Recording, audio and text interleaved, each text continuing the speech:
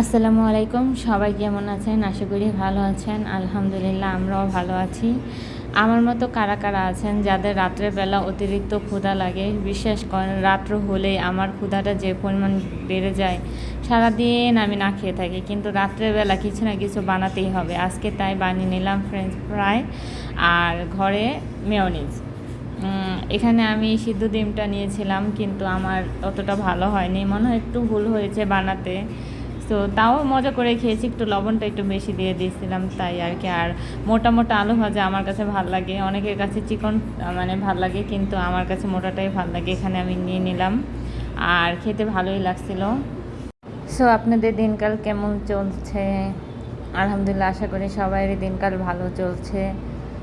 এই আমার দিনকাল সারাদিন ঘরের ভিতরে, হাজব্যান্ড ব্যস্ত থাকে তাই একটু বাইরে যেতে পারি না। কতদিন হলো ঈদের জামাটা কিনেছি, ওটাও পরাও হয় না।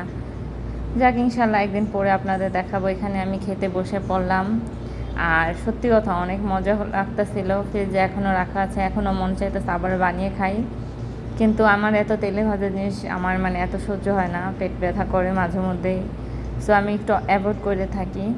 এটাই আমার কাছে না মোমো বানাতে খুব মানে ইচ্ছা করে, কিন্তু মোমো বানানোটা একটু হ্যাসেল মনে হয়, সে কারণে আর বানাই না। আর এটাই। আচ্ছা, আপনারা কারা কারা তানিশা নাজিমের ভিডিও দেখেন? নাজিমের পেজটা চলে গেছে আলহামদুলিল্লাহ। এটাই সবচেয়ে বড় কোরবানি ঈদের গিফট মনে হচ্ছে আমার কাছে।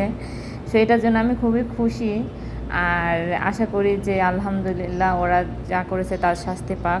ভিডিওটি ভালো লাগলে লাইক, কমেন্ট, সাবস্ক্রাইব করে আমার পাশেই থাকবেন। আল্লাহ হাফেজ।